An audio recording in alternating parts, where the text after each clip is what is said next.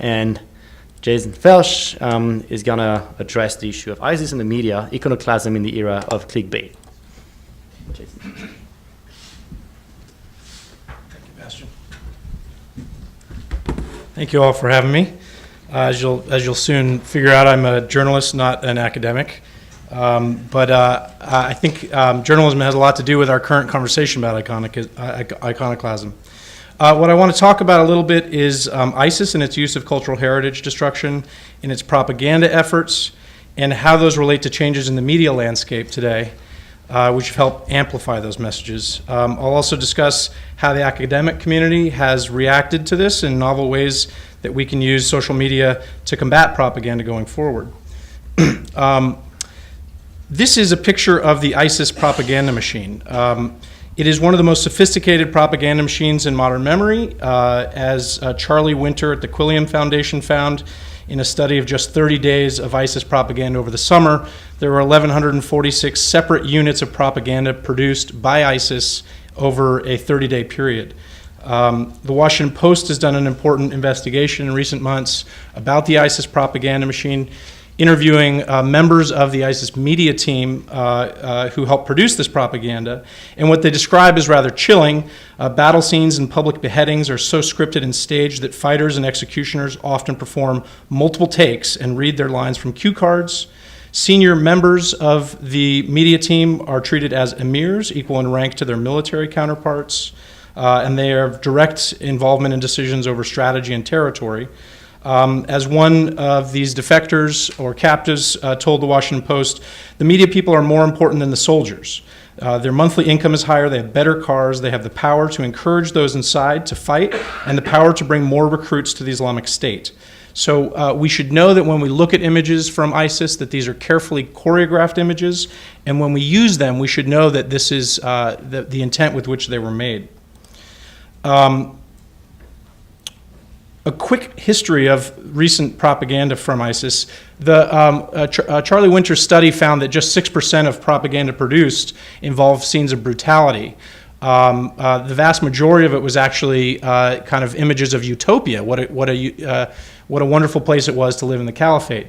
But it's the images of brutality that have really garnered our attention in the West in particular, thanks to the media. It began in the summer of 2014 with Jihadi John, a member of the execution team nicknamed the Beatles, cutting off the head of James Foley. That was followed by the execution of Steve Sotloff in September, David Haynes 2 weeks later, Alan Henning in October, Peter Kasich in November, and Haruna Yukawa and Kenji Goto in January of 2015. In response to these kind of brutal scenes and beheadings, the media and social media companies began censoring the distribution of these images. ISIS accounts were shut down actively, and there was an effort to stop the distribution of these horrific images. In 2015, the propaganda messages began to shift to cultural heritage.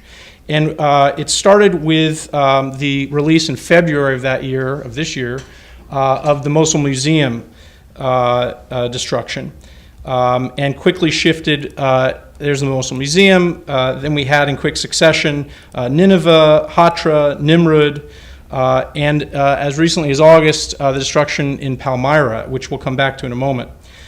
These images are far too familiar to us. We've all seen them. We've all seen them many, many times. These are inscribed in our brains. The reason for that is because they have been widely circulated on social media and in the mainstream press. So let's talk about the media and what's been happening in the media in recent years.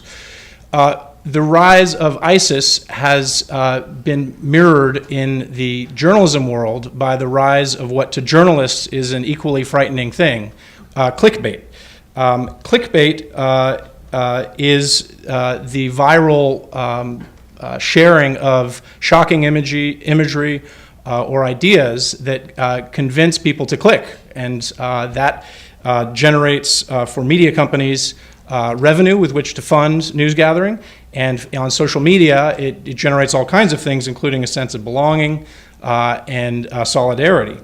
Clickbait takes many forms. You're familiar with the cute cat videos, the listicles, the provocative question headlines that are never quite answered. Together, they are just trying to tap into the virality that social media has allowed.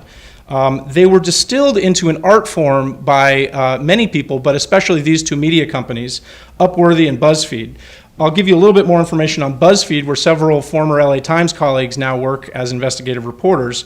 It began in 2006 doing a lot of cat videos and found that there was a huge internet audience to be found and therefore lots of revenue to produce. Today, BuzzFeed has more than 900 employees, many of whom are journalists in 10 bureaus around the world. That is many more bureaus than the LA Times has.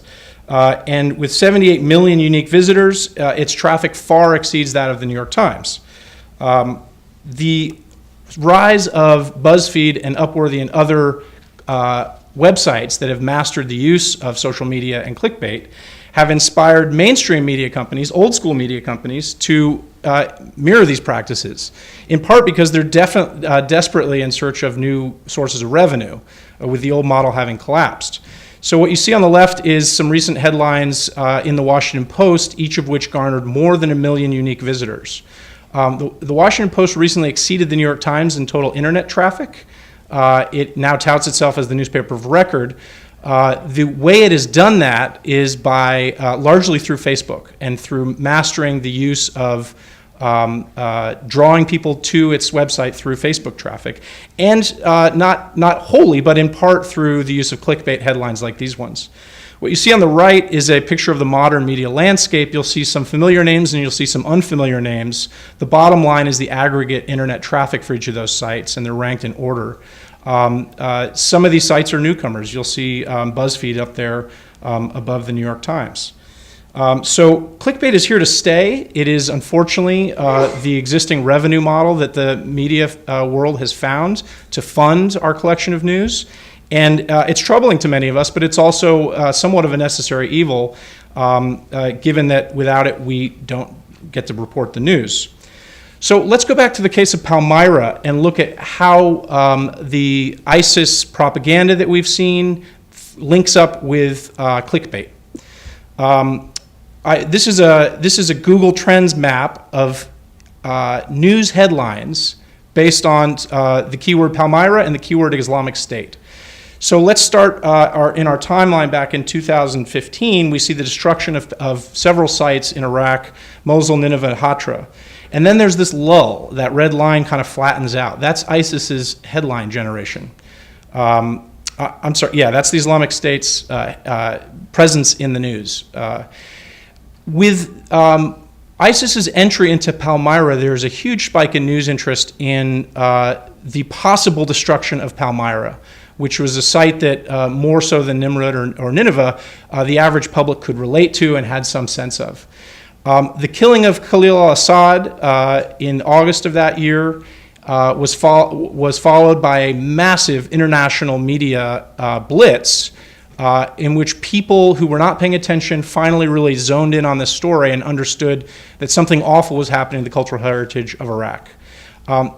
Several days later, and I'll back up for a moment because I missed a beat. When ISIS first came in, it was alluded to earlier, when ISIS first came into Palmyra, they broadcast a radio announcement telling the local population, we're not going to destroy the ruins.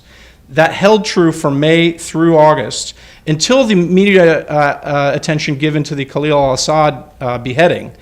Shortly after, on August 23rd, the Baal Shamin temple was destroyed by ISIS, going back on the promise that they'd made to the local population. Why did this happen? Why did they change directions on this?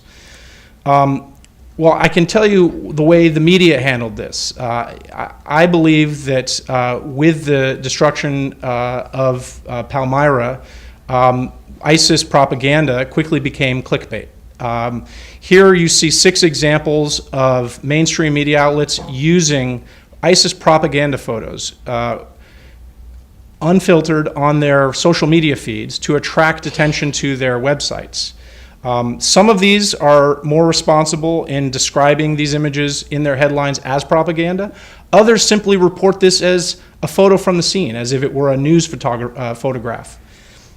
I should point out that several media organizations did not use these images in their coverage of the events or of other ISIS events, opting instead for historical images or for satellite images.